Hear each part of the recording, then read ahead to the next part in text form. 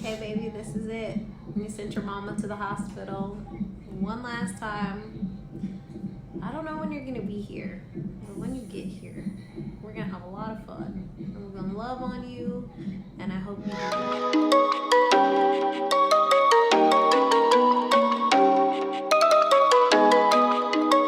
Hey guys, Call Me Kay here. Welcome to my channel. If you are new here, I welcome you. Thanks for joining. If you're returning for some honest mom talk, thank you so much. Welcome back. All right, today I'm going to give you my birth story. I have talked a lot about, being diagnosed with Iugr. If you haven't watched those videos, stop right now, go watch them, and then come back to this video. Now I'm gonna give you my Iugr birth story. This is the moment that my miracle baby was born. So stay tuned if you wanna hear all about it. All right, so I'm gonna give you some background first, and then we're gonna dive into like the actual story.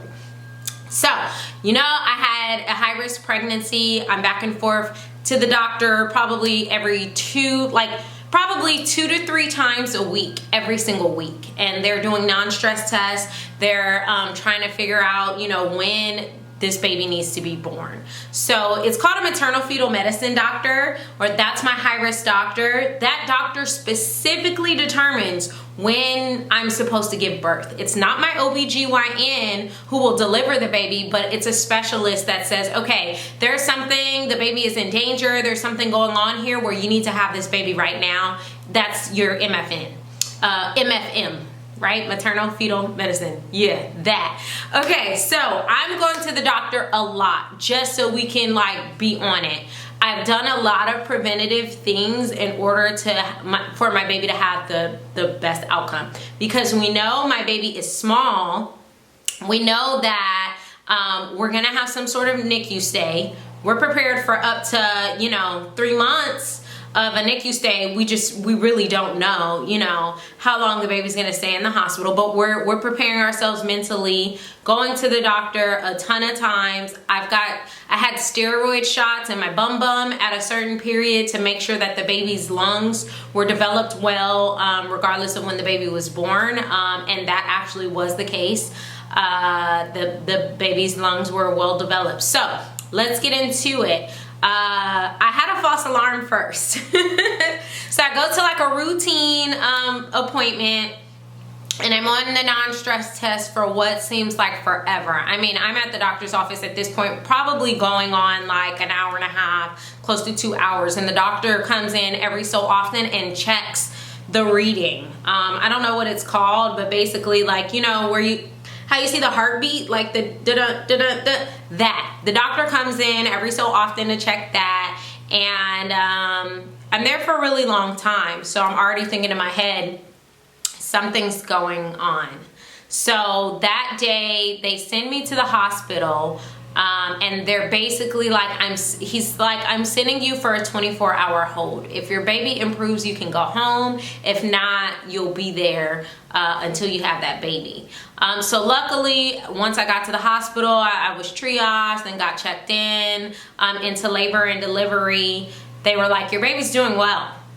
After 24 hours, I got to go home. All the doctors did their due diligence. They checked on me. And technology is so cool now. The high-risk doctors and my OBGYN, they can check the baby's stats from anywhere. I don't know what the technology is that the hospitals have, but they're able to monitor my baby all night long, just as if they were in the hospital. So that's what they did, and they determined my baby was safe to stay in my womb.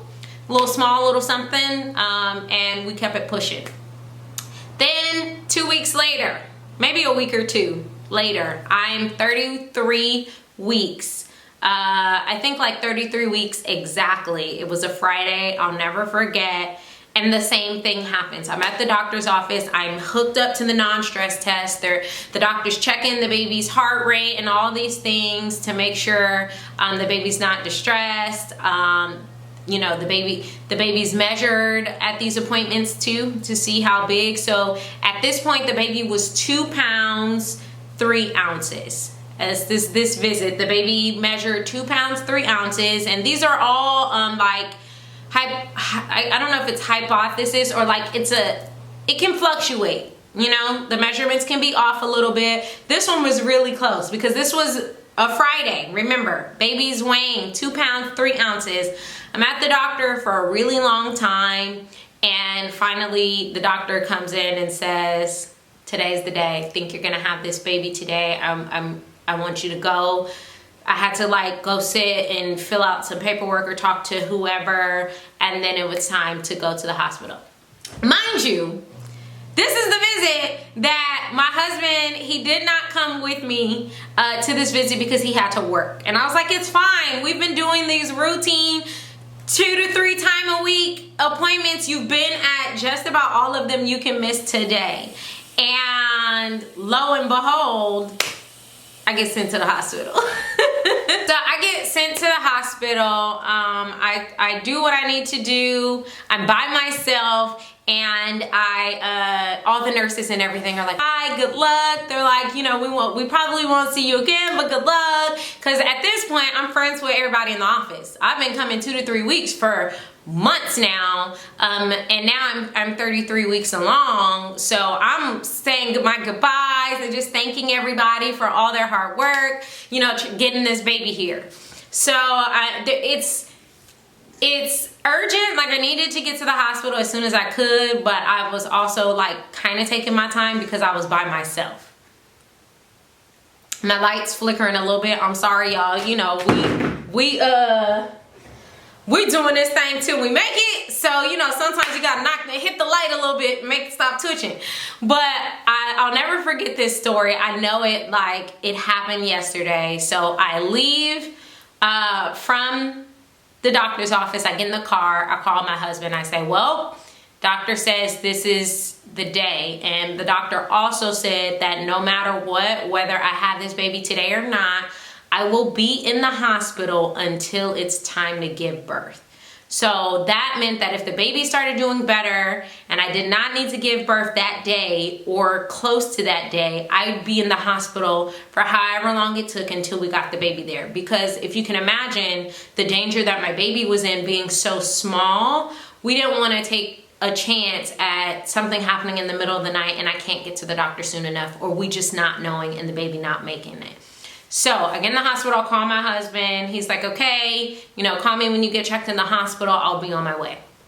And then I call my parents. And it's so funny. I have an adult niece who was in LA visiting with her friends at the time. And so I was so excited to see her, meet her friends, take them all around LA. Guess what? I got put in the hospital. So she's with my parents at the time and I call them and I'm like, I'm getting sent to the hospital. There's nothing I can do. I'm gonna be there until I have this baby. So I called them. They let me know they'll come see me once I get settled in as well. I think my husband called his parents at the time, and then I start making my way. My appointments, I always scheduled them really early because I swear I had like insomnia while pregnant anyway, so I was always up early, and then I could still have the rest of my day. So I hadn't eaten at all before my appointment. I think I just had some snacks while I was there. I'm always hungry. Because they do have snacks in the office. So I run to Chipotle and get a burrito. But I made a mistake. I didn't eat the burrito before I got to the hospital. And if anybody's had a C-section, remember I knew I had to have a C-section. You can't eat. So I go check into the hospital. I sign my name in at the, the maternity ward. And baby, they told me I could not eat that burrito. And I was so mad because I was so hungry. I was like, why didn't I eat at home? And they made it good too. You know how like every now and then you go to Chipotle and they scooping you some big scoops? It was one of those burritos. I couldn't eat it. But I get all checked in. They hook me up to the monitors. And in my high-risk doctor's mind, he's thinking I'm probably going to have the baby that day. Like I'm going to get to the hospital. They're going to hook me up to the machines. And then it's going to be like, yes, it is time. Well, actually, it wasn't. I get to the hospital, the baby's doing fine. So I'm now just stuck in the hospital until I have this baby. So my parents come and visit me, my niece, my husband gets there, everybody, I'm waiting, I can't eat. So all day I'm just starving and talking to people and waiting for this baby to come. Day one goes by, 24 hours. I can eat. I can eat. So I had my mom go get me some soul food from like across the street. Tore that up. I was so hungry. I just, you know, everybody was bringing me all the food while I could eat. So this is a Friday. I don't have the baby on Friday. Baby's doing fine Saturday. And I don't have the baby Sunday. So I'm in the hospital. I go to sleep on Sunday night in the hospital.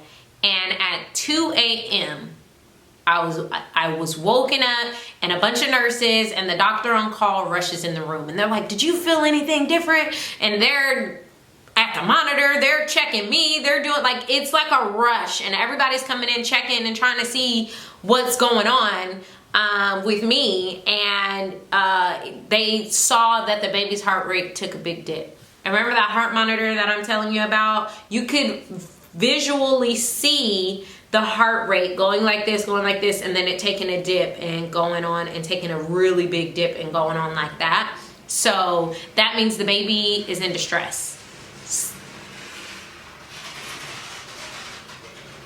Something really loud outside. So that means that the baby is in distress. When you see that heart rate dip on that monitor, that's what they could see outside of my room. So everybody rushes in, and now it's an emergency situation. I'm dead asleep, y'all. So imagine me being woken out of my sleep like that, like dead sleep, being woken up like, huh, what's going on? So they call a bolus or run a bolus. I'm not a nurse, y'all, but basically they took a bag of fluids and rushed it through my IV to hydrate me and hopefully hydrate the baby. And they stuck an oxygen mask on me and turned that oxygen all the way up and stuck it on me. And then the baby started to do a little better. So they're like, okay, if this happens again, it looks like you might be having this baby soon. They put me back at that. It's 2 a.m. and they're like, no more eating now, because we think you might need to have this C-section, this surgery pretty soon. No more eating. So y'all, at 2 something in the morning, I grabbed some leftovers of whatever I had in my room, and I'm eating it. And then I put it away so they can't see, and I fall back asleep. Then a couple hours later, the same thing happens again, y'all. And it happened 2 more times that night. And so when I woke up, this started at 2 a.m. By 7 a.m., the doctor that was on call came into my room and she said, we're having this baby today as soon as your OB gets here.